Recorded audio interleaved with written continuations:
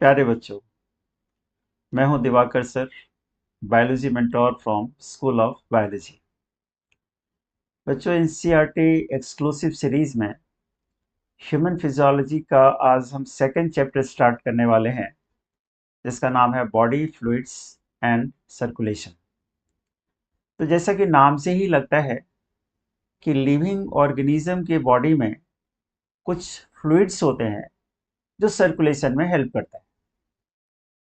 Circulation का purpose क्या है? सर्कुलेशन का पर्पस है किसी सब्सटेंस को उसके डेस्टिनेशन तक पहुंचाना।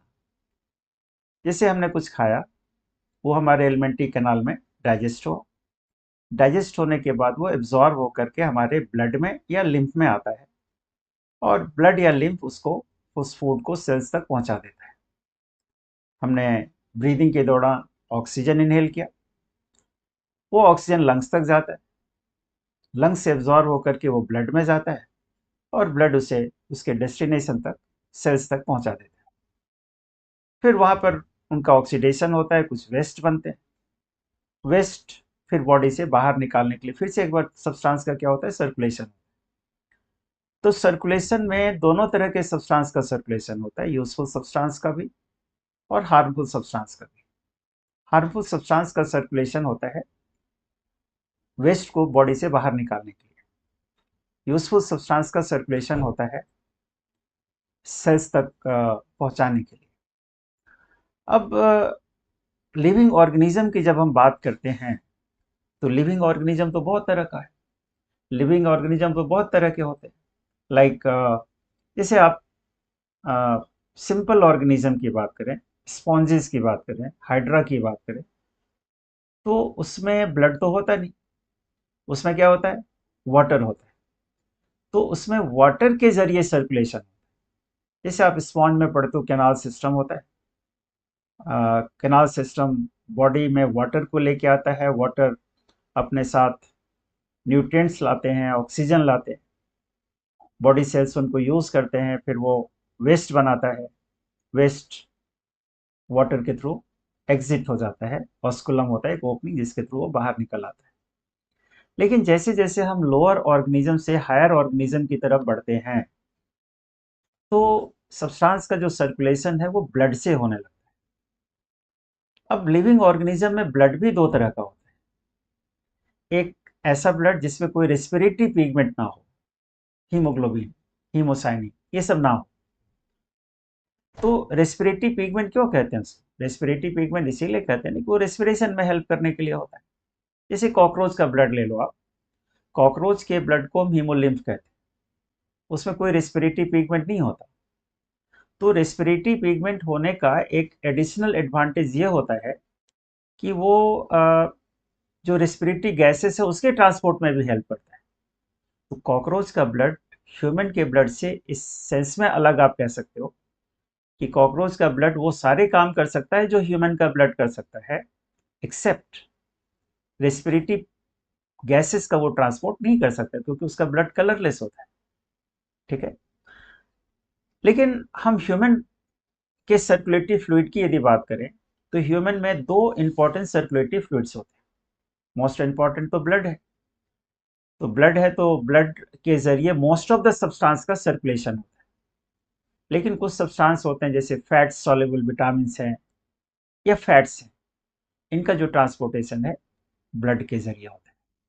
तो बच्चों, इस सिस्टम में बॉडी फ्लूइड एंड सर्कुलेशन वाले पार्ट में हम तीन कंपोनेंट के बारे में पढ़ते हैं। एक तो सर्कुलेटरी मीडियम के बारे में पढ़ते हैं, जो कि ब्लड है और लिम्फ है। दूसरा पंपिंग ऑर्गन के बारे में पढ़ते हैं, जो कि हार्ट है। और ब्लड कहाँ पर फ्लो करता है, तो ब्लड वेसल्स के बारे में, ब्लड वेसल्स में फ्लो करता है, तो हम ब्लड वेसल्स के बारे में भी पढ़ेंगे। तो तीन कंपोनेंट होते हैं सर्कुलेटरी सिस्टम के, ह्यूमन के सर्कुलेटरी सिस्टम में ये तीन तरह के कंपोनेंट्स हैं। एक ब्लड है, फिर हार्ट है, और फिर ब्लड वेसल्स है। तो इन सारे पार्ट को हम अलग अलग करेंगे, अलग अलग चैप्टर्स के थ्रू, अलग अलग टॉपिक्स के थ्रू, अलग अलग लेक्चर्स के थ्रू। तो लेट्स स्टार्ट विद द, अब हम बुक पर चलते हैं। और बुक में सबसे पहले आप देखो कि सर्कुलेटरी सिस्टम में जो सबसे पहले जिसका डिस्क्रिप्शन दे रखा है बेटा सर्कुलेटरी सिस्टम में, जिसका ये पार्ट मैं अभी आपको बता चुका हूँ, जो अभी मैं बोल रहा था वो इसी के बारे में बोल रहा था। तो सबसे पहले हम आते हैं ब्लड पर।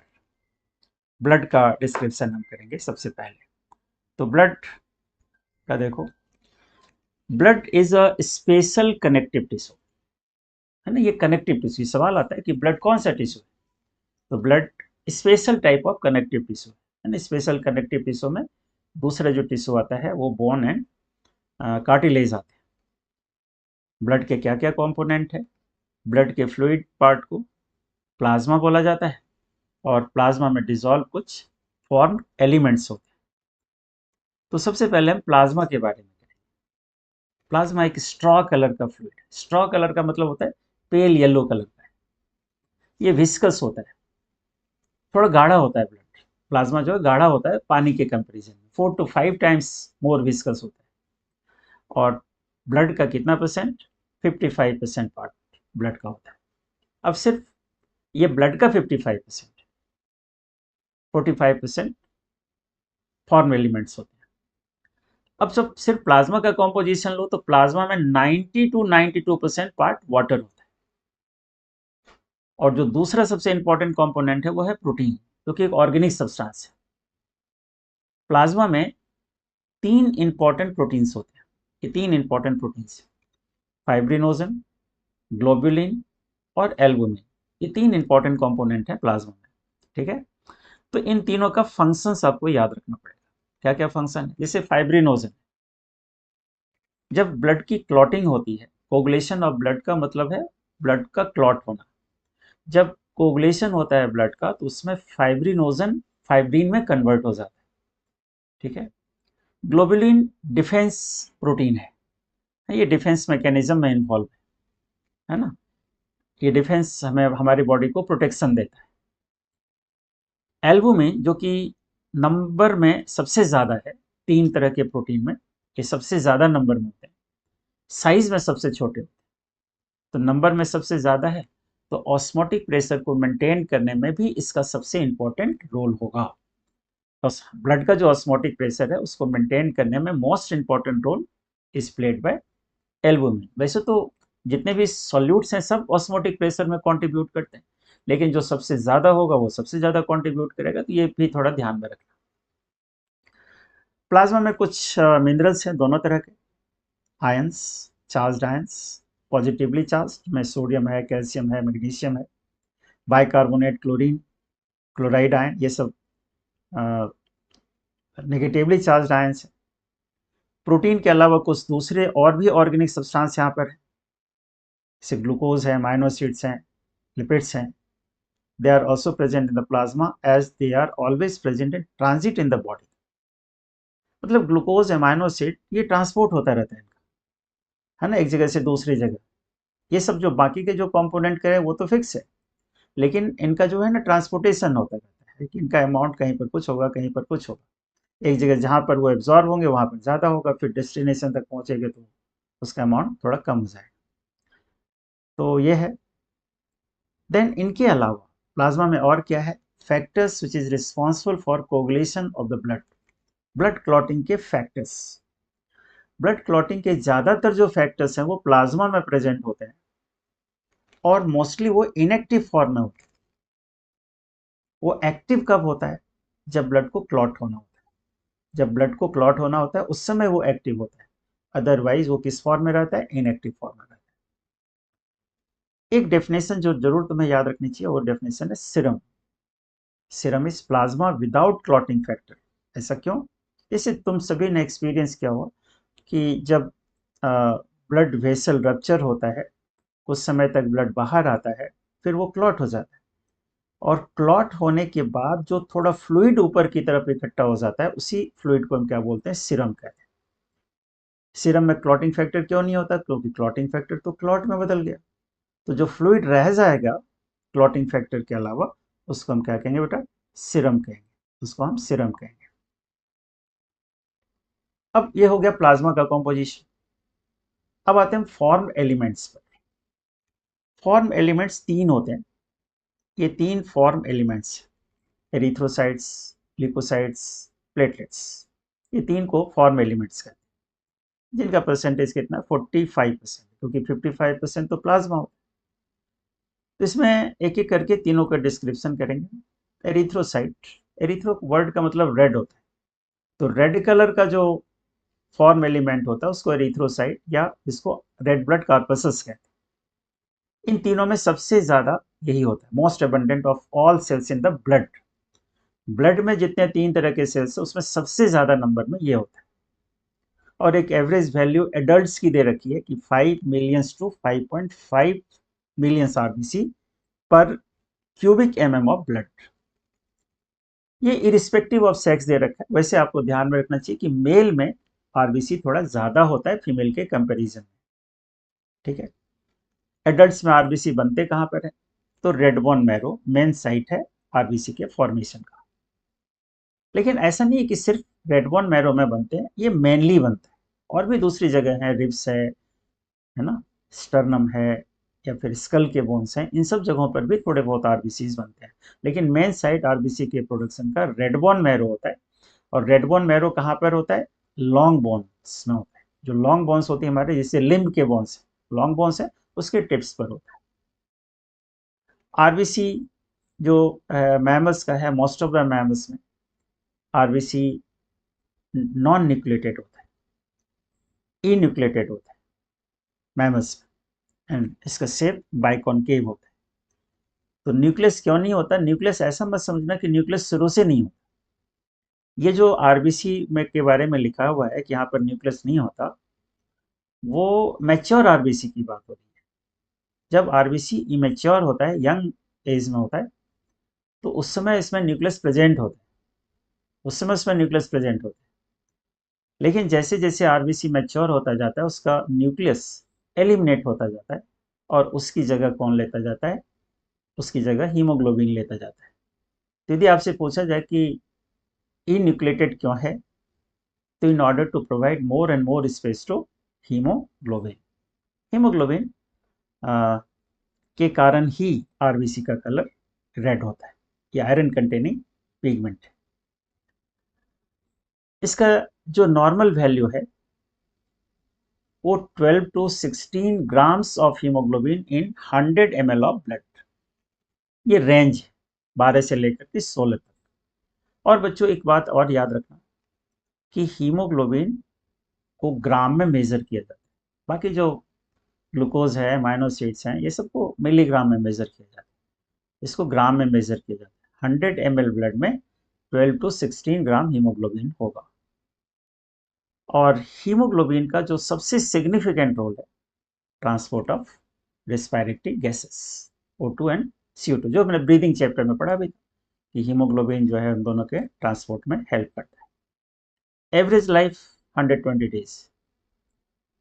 और ये लाइफ पूरा होने के बाद RBCs are mainly destroyed in the spleen. Spleen जो है इसका डिस्क्रिप्शन हम पढ़ेंगे इम्यून सिस्टम वाले चैप्टर में। लेकिन स्प्लीन कहाँ पर होता है, स्प्लीन लेफ्ट साइड में। इसे याद रखना कि लिवर हमारे राइट साइड में होता है और स्प्लीन जो है वो लेफ्ट साइड में होता है, स्टमक के पास होता है। इसको ग्रेवयार्ड ऑफ आरबीसी इसलिए कहते हैं क्योंकि आरबीसीज का जो डिस्ट्रक्शन है अपनी लाइफ पूरा होने के बाद, वो स्प्लीन के अंदर होता है। स्प्लीन और भी दूसरे एक्टिविटीज़ में इन्वॉल्व है, उसके बारे में हम बाद में करेंगे। यहाँ पर हमें as a graveyard of RBCs के फॉर्म इसको याद रखना चाहिए। दूसरा जो इम्पोर्टेंट कंपोनेंट है फॉर्म एलिमेंट्स में, वो है ल्यूकोसाइट्स।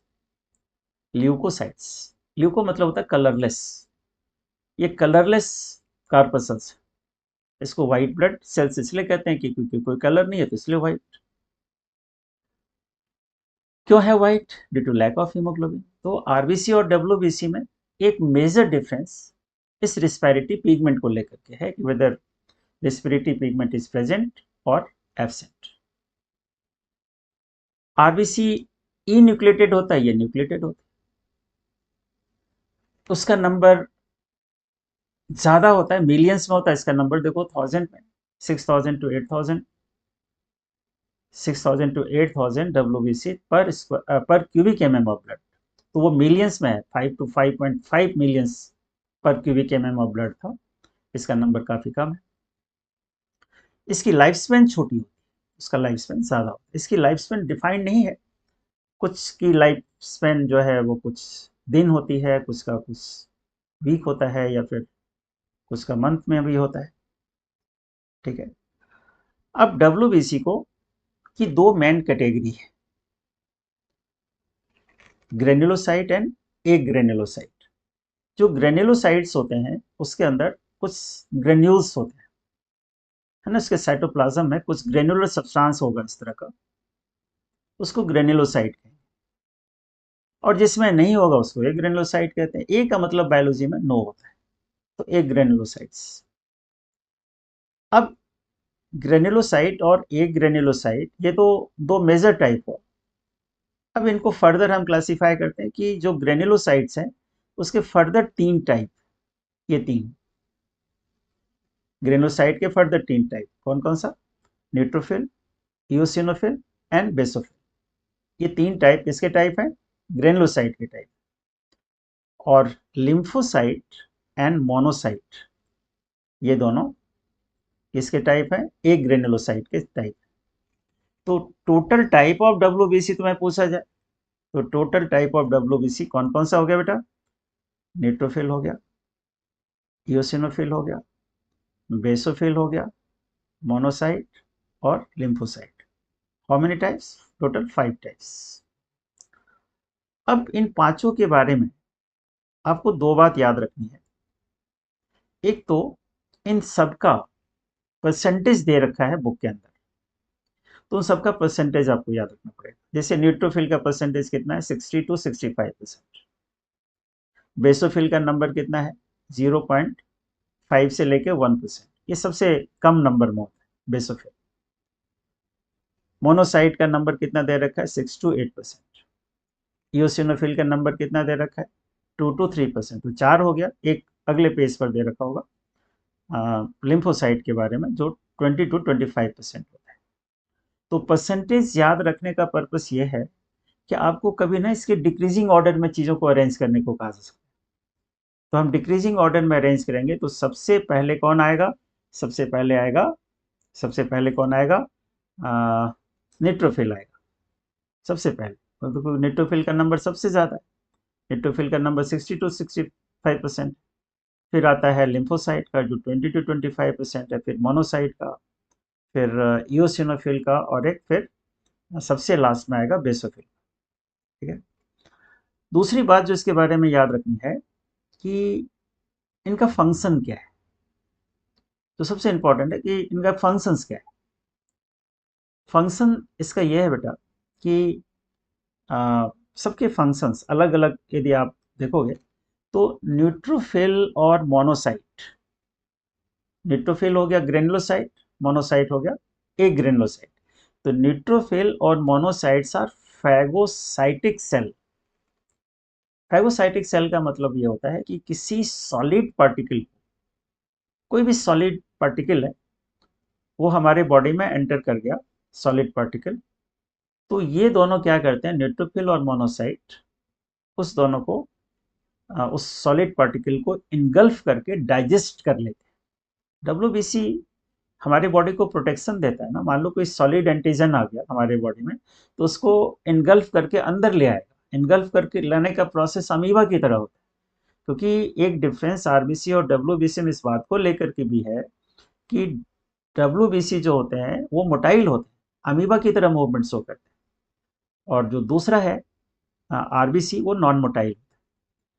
तो ये एनगल्फ करके डाइजेस्ट करने वाला, मतलब फैगोसाइटिक एक्टिविटी करने वाला जो सेल है डब्ल्यूबीसी है, वो कौन कौन है, न्यूट्रोफिल और मोनोसाइट, फैगोसाइटिक।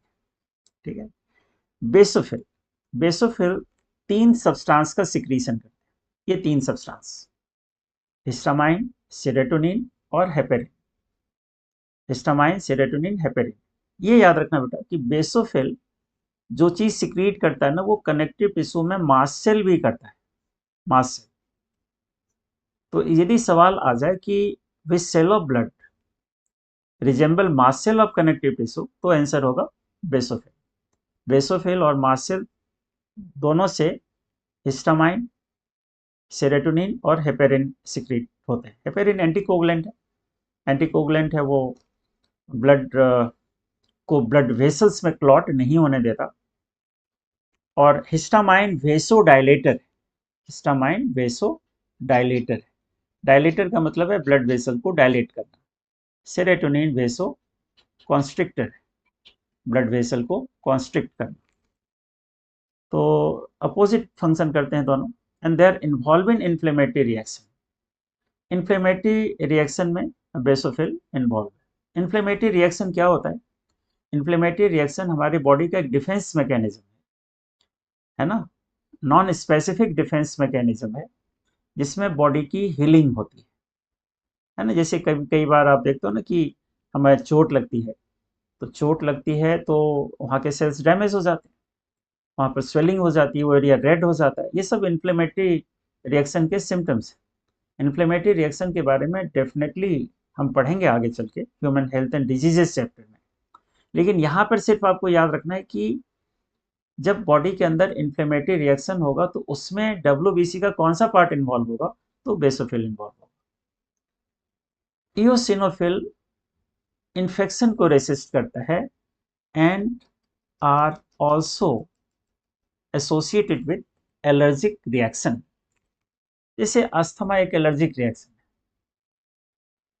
आप अस्थमा के मरीज का इओसिनोफिल काउंट करके देखो तो उसमें क्या होगा? इओसिनोफिल बढ़ा हुआ मिलेगा, जो परसेंटेज है उससे काफ़ी ज़्यादा बढ़ा हुआ मिलेगा।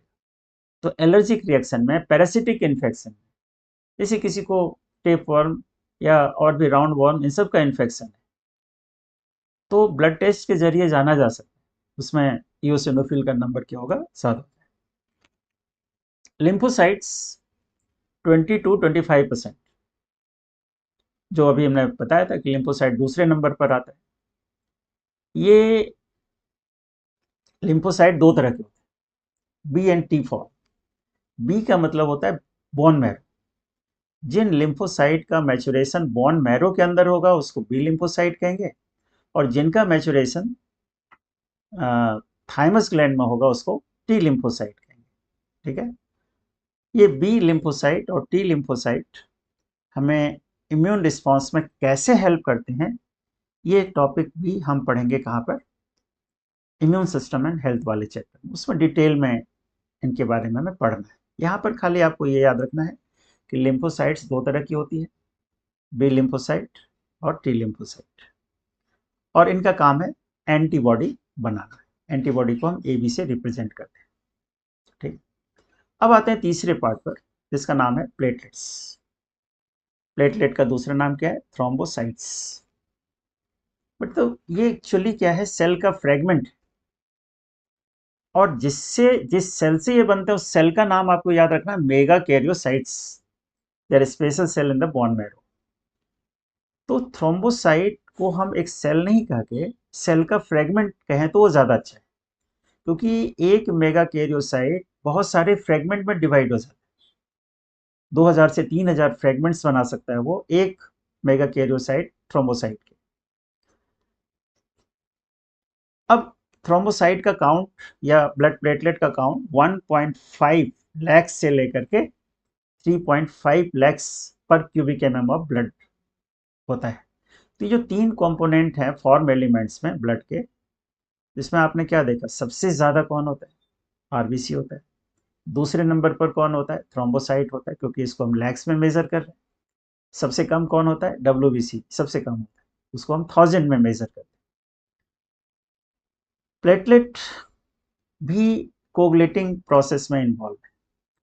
जब ब्लड की क्लॉटिंग होती है, वो आगे बताऊंगा मैं, जब ब्लड की क्लॉटिंग होती है तो ब्लड की क्लॉटिंग के समय प्लेटलेट से बहुत सारे सब्सटेंस रिलीज होते हैं, है ना, और उसके कारण ब्लड क्या होता है? क्लॉट होता है।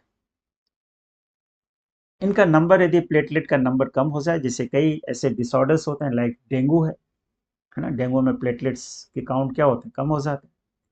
तो प्लेटलेट का काउंट कम होने पर क्लॉटिंग डिसऑर्डर्स हो सकता है।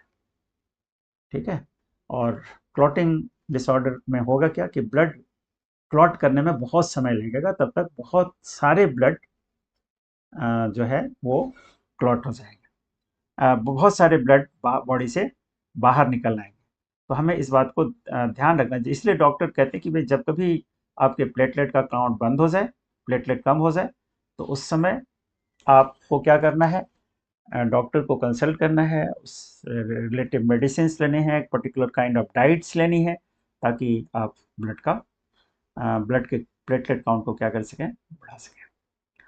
तो बच्चों हमने क्या देखा कि आज के टॉपिक में हमने ब्लड के कॉम्पोजिशन की बात करी कि ब्लड के जो डिफरेंट डिफरेंट कंपोनेंट्स होते हैं वो क्या है, उनका क्या रोल है हमारे बॉडी के होम्योस्टेसिस को मेंटेन करने में। तो आज के लिए इतना ही। अगले लेक्चर में हम ब्लड ग्रुप को कवर करेंगे। तो आपने एक चीज़ देखा कि हमारा पर्पस यहाँ पर क्या है। हमारा पर्पस है कि एनसीईआरटी के कंटेंट को अच्छे से एक्सप्लेन करना। हम कुछ भी एक्स्ट्रा यहाँ पर नहीं करा रहे। आज के नीट एग्ज़ाम की जो खासियत है, नीट एग्ज़ाम में जो नीड है, वो है एनसीईआरटी बुक आपको अच्छे से आनी चाहिए। यदि एनसीईआरटी बुक आपने अच्छे से पढ़ी तो you will be able to score 100% marks. Thank you.